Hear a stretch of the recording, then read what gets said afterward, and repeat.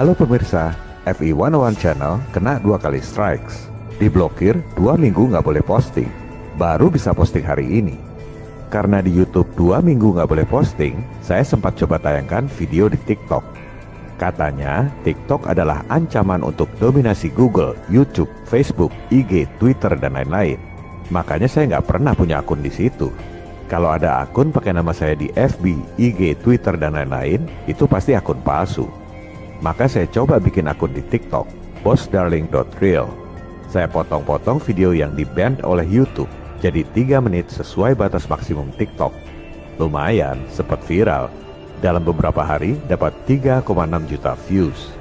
Dulu di YouTube sebelum algoritmanya dikerjain juga segitu. Contohnya ini, video yang tayang 12 April 2020, waktu mulai ramainya, dapat 3,6 juta views juga. Setelah itu, langsung algoritma dikerjai oleh YouTube, sehingga video terakhir viewsnya cuma sedikit.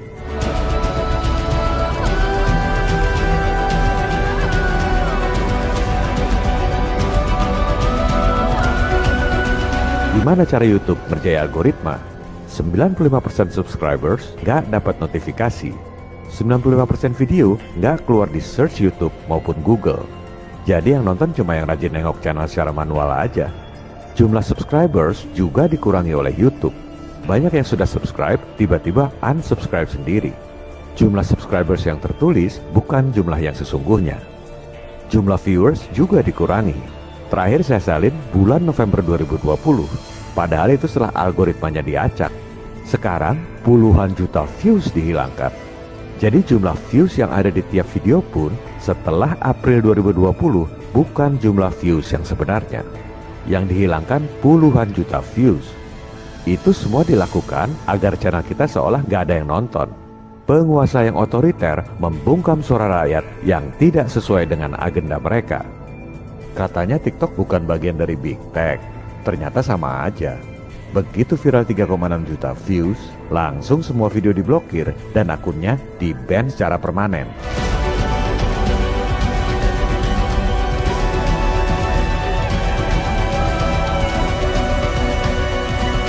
Kembali pada YouTube, strikes ini sungguhan, bukan tipu-tipu. Ancaman pemberedelan juga sungguhan, bukan sensasi untuk cari popularitas. Datanya saya tayangkan di layar.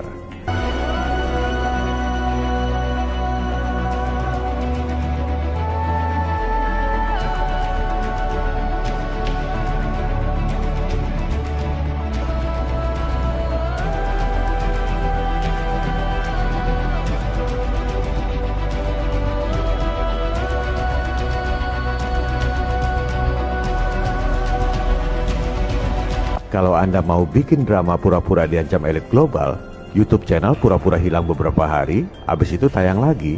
Gampang. Saya kasih tahu caranya. Anda ke YouTube Studio, tekan Settings, Channel, Advanced Channel. Di bagian paling bawah ada pilihan Remove YouTube Channel. Jangan takut, channelnya nggak hilang, sebab ada 2 pilihan. Mau hapus channel secara permanen, atau cuma ngumpetin channel doang. Klik umpetin channel, maka channel Anda seolah-olah hilang. Subscribers Anda pun nggak akan nemu channel Anda. Sehari kemudian Anda re-enable lagi, nongol lagi channelnya. Itu kalau mau nipu cari sensasi, seolah-olah channel dibredel elit global. Padahal video-videonya nggak pernah ada yang diblokir dan nggak pernah ada strikes.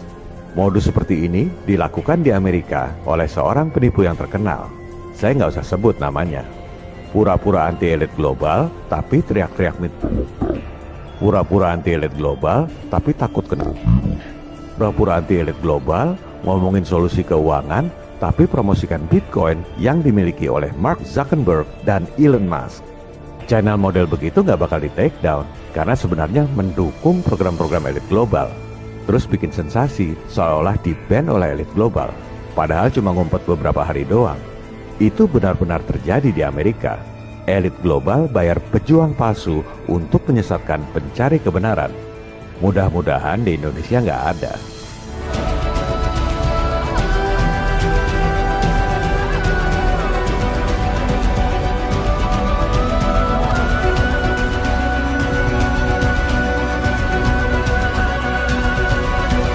Channel kita ini memang sungguhan bertentangan dengan elit global.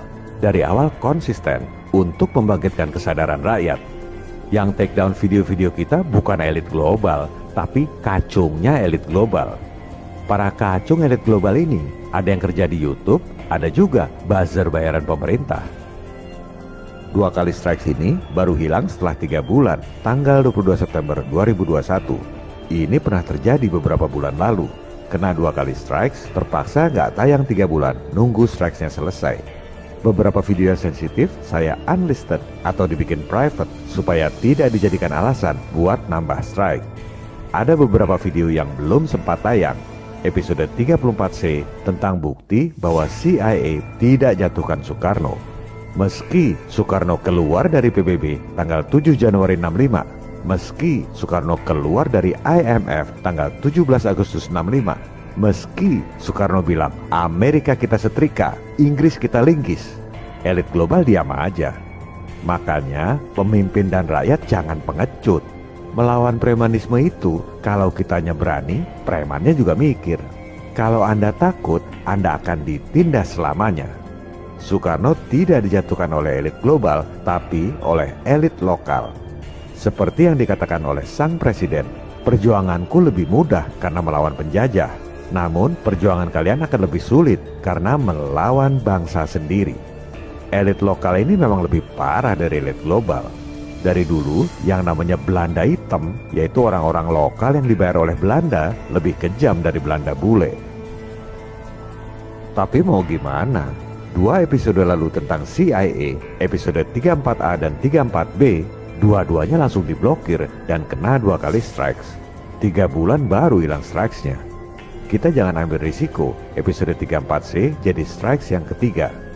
Pertanyaan berikutnya, kalau Presiden Soekarno tidak dijatuhkan oleh elit global, kenapa Presiden Kennedy ditembak? Itu bedanya. Para pentolan elit global itu banyak yang tinggal di Amerika. Kebijakan JFK adalah ancaman nyata buat rencana besar mereka. Indonesia mah jauh, penting tapi nggak penting-penting amat buat elit global. Justru elit lokalnya yang pada menjilat elit global, makanya rakyatnya tertindas. Kita akan bahas di episode 35, siapa penembak JFK yang sesungguhnya. Pembahasan lain yang tertunda, episode 33C tentang solusi bayar utang dan biayai pembangunan dengan menggandakan uang dolar di Indonesia 25 kali lipat. Kita bikin jadi episode 36 saja. Uangnya langsung dolar, jadi nggak usah beli dolar lagi.